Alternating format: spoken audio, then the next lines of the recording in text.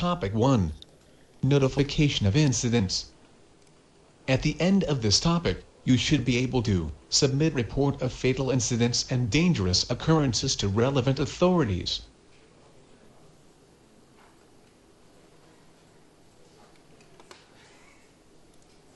Under the Workplace Safety and Health Act and the Work Injury Compensation Act, work accidents, dangerous occurrences and occupational diseases must be reported to the Ministry of Manpower.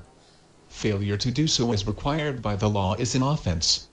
The reporting requirements set out in the regulations apply to every instance of workplace accident, a dangerous occurrence, or occupational disease in any workplace in Singapore.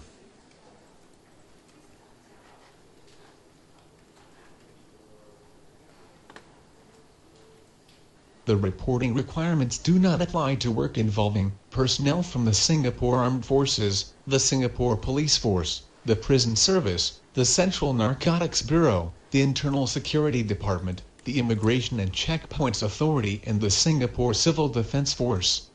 Service or crew personnel on board ships, aircrafts or other international modes of transport. All reports are to be submitted to the Commissioner of Workplace Safety and Health. The following table provides a summary of your obligations to notify and submit a report.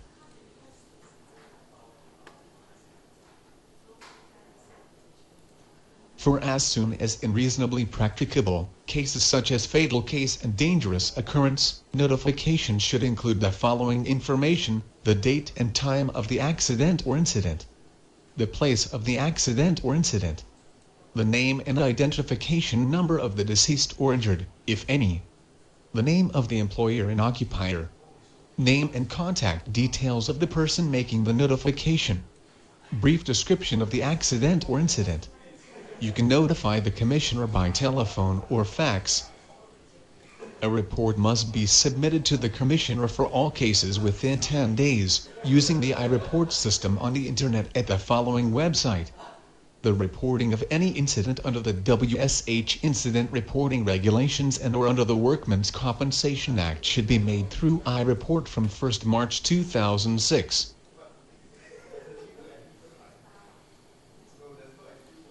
It is the requirements from WSH Incident Reporting Regulations 2006 that every employer and every occupier of a workplace shall keep a record of every notification or report made by him under these regulations. The employer or occupier, as the case may be, shall keep every record made by him for a period of 3 years from the time of the notification or report. The employer or occupier, as the case may be, shall furnish the Commissioner with such extracts of his records as the Commissioner may require from time to time.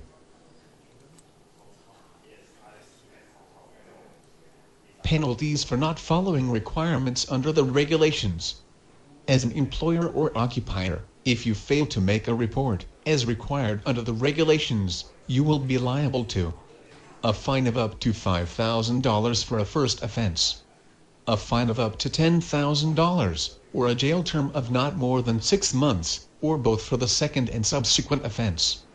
On the other hand, if you make a false notification or report of any workplace accident, dangerous occurrence or occupational disease to the Commissioner, you will also be liable to a fine of up to $5,000, or a jail term of not more than 6 months, or both. The table below provides a summary of the key offenses and related penalties provided under the WICA. Other accident or incident reporting requirements include the Fire Safety, Petroleum and Flammable Materials Regulation, and the Radiation Protection, Ionizing Radiation Regulations 2000. Click the icons to learn more, before proceeding on to the next section.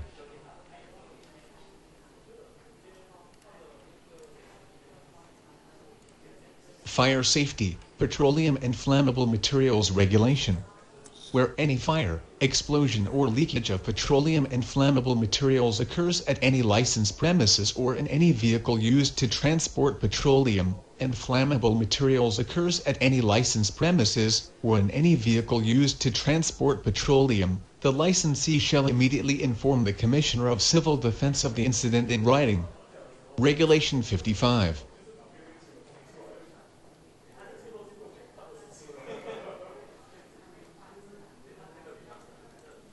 Radiation Protection, Ionizing Radiation Regulations 2000. Where there is exposure in excess of the limits permitted under the third schedule, the licensee shall notify the Director of Radiation Protection. Regulation 20.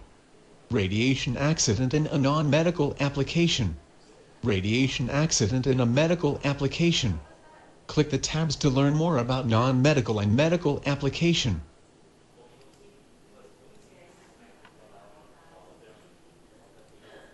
Section 52. For any radiation accident in a non-medical application, the licensee or the radiation safety officer shall inform the director of the occurrence of the accident by means of a preliminary oral report within 24 hours, a preliminary written report within 48 hours, a final full written report within 10 days.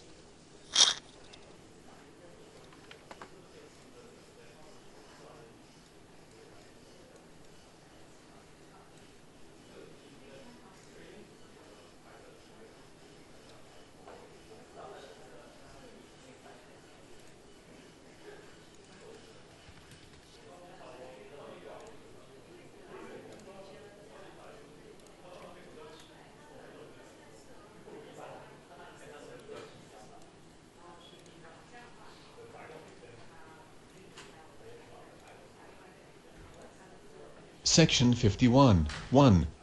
For any radiation accident in a medical application, the licensee or the radiation safety officer shall inform the director of the occurrence of the accident by means of a preliminary oral report within 24 hours, a preliminary written report within 48 hours, a final full written report within 10 days.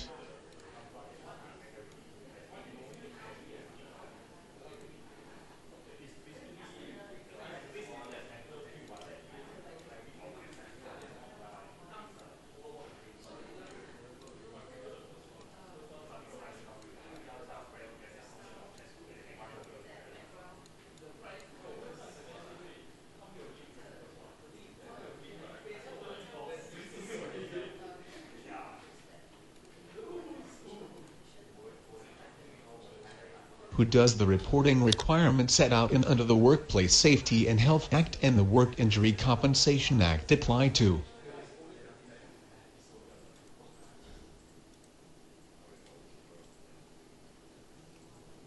Within how many days must a report be submitted to the Commissioner for all incident cases?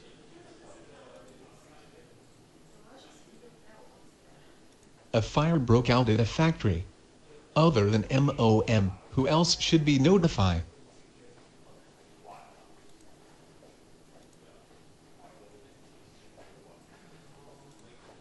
Now that you have learned how to notify incidents to the relevant authorities, who do you think should be notified for the fire incident that happened in the news?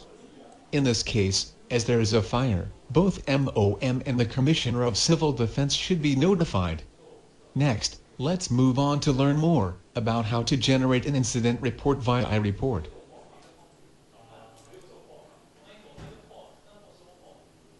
Topic 2. Generate incident